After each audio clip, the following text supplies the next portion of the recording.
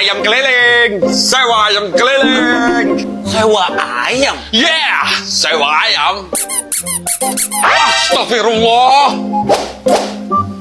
Berapa Bang John emangnya? Harganya murah sekali. 150 sampai 200 dolar untuk sewa 4 sampai 6 bulan. Sewa tahunan juga bisa. Buset, lama amat. Sehari aja. Sehari. Bisa? Mana bisa sehari? Sehari ayam belum bisa bertelur. Sewa ayam ini untuk customer bisa dapat telur gratis. Sewa ayam buat telur? Telur di Amerika sedang mahal karena ada wabah flu burung. Tahun 2021, telur hanya 1 sampai 2 dolar per lusin. Sekarang, telur bisa sampai 7 dolar per lusin. Buset, harga telur segitu bisa buat sewa ayam. Beli ayam tempat gua. Bisa. Makanya kita bikin sewa ayam supaya bisa mensiasati harga telur yang naik. Keren sih. Telur mahal bisa sewa ayam. Sama kayak tempat gua. Cabai mahal kita tanam sendiri. Beras mahal kita tanam sendiri. Terus daging, telur, ayam mahal kita bisa makan belalang.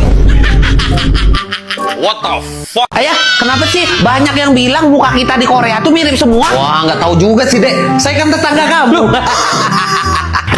Di sini. Ayah. Udah, kamu di sini aja ya. Iya. Tapi iya sih, kenapa kalian mukanya di sini pada mirip-mirip sih? Di sini karena banyak yang operasi plastik kali ya. Jadi mukanya template sama semua.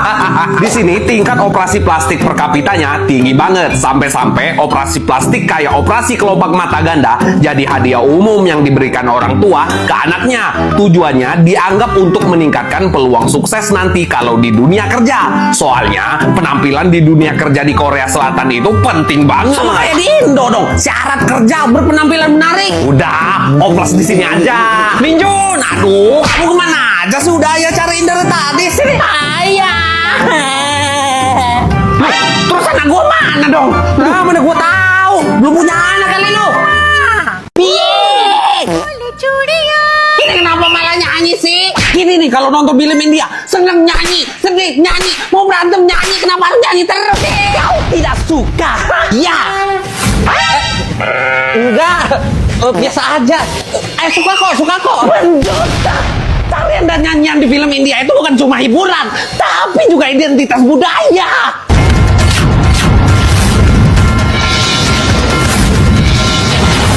Benar sekali Tapasya. Bandit ini tidak akan pernah tahu kalau sebelum film India itu ada, kita sudah punya pertunjukan Ramlila dan Kathakali yang memadukan drama, tarian, dan nyanyian. Film Bollywood mewarisi tradisi ini.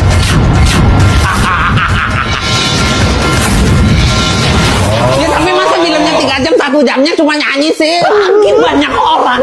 Justru itu yang membuat filmnya seru. Sepertinya anak ini cuma suka film-film horor yang negaranya produksi Tapasya. Aku sampai heran kenapa di Indonesia banyak sekali film horor. Apa hidup di Indonesia memang sehoror itu? Iya emang. Woi, nomor 8 apaan? Bentar, nomor 8C, nomor 9A, nomor 10B. Udah, jangan nanya lagi. Tapi kan soalnya soal esai. Lah iya ya, aduh. Wow, nomor 8 apaan? Nomor 8-nya. Iya, bentar ya, bentar. Tahu lo nomor 8? Apa? Kasih jawabannya, tapi kepala lo hantem dulu lo.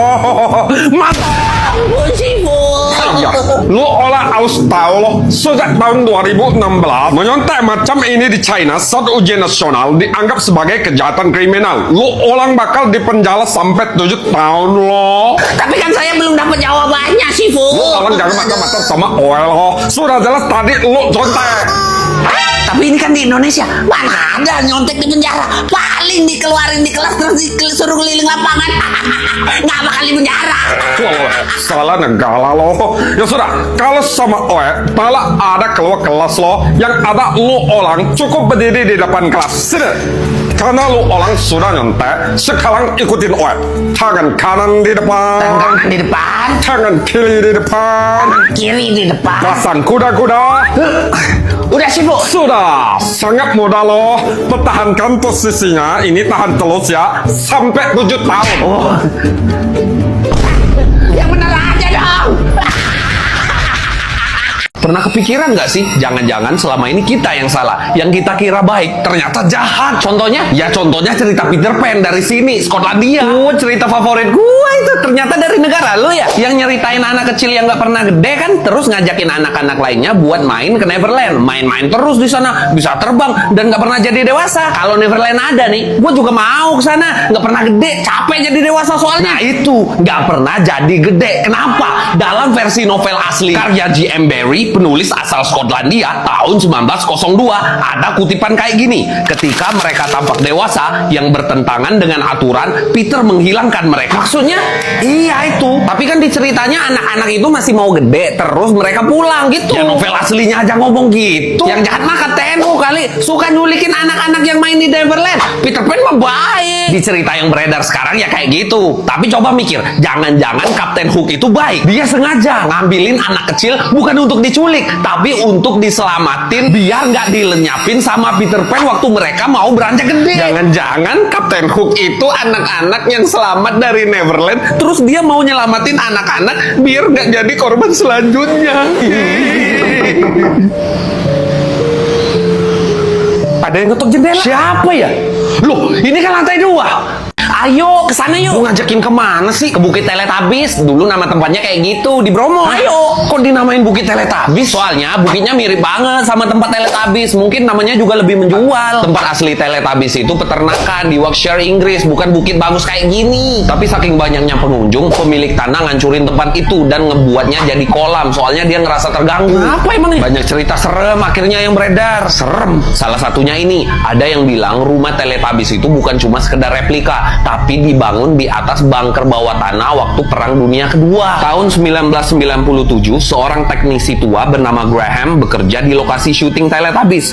Tugasnya mengoperasikan sistem bawah tanah di lokasi syuting itu, di bekas bunker itu. Terus, suatu hari, Graham penasaran dan turun ke bawah lewat pintu rahasia di balik bukit itu. Dia nemuin lorong-lorong gelap dan layar monitor yang menampilkan anak-anak kecil. Lagi main gitu anak-anaknya? Bukan, cuma berdiri diam memandang lurus ke kamera. Kenapa tuh ya? Gak tahu. Graham juga nemuin episode Teletubbies yang gak pernah tayang. Isinya Teletubbies yang berjalan dengan aneh sambil ngomong berulang-ulang.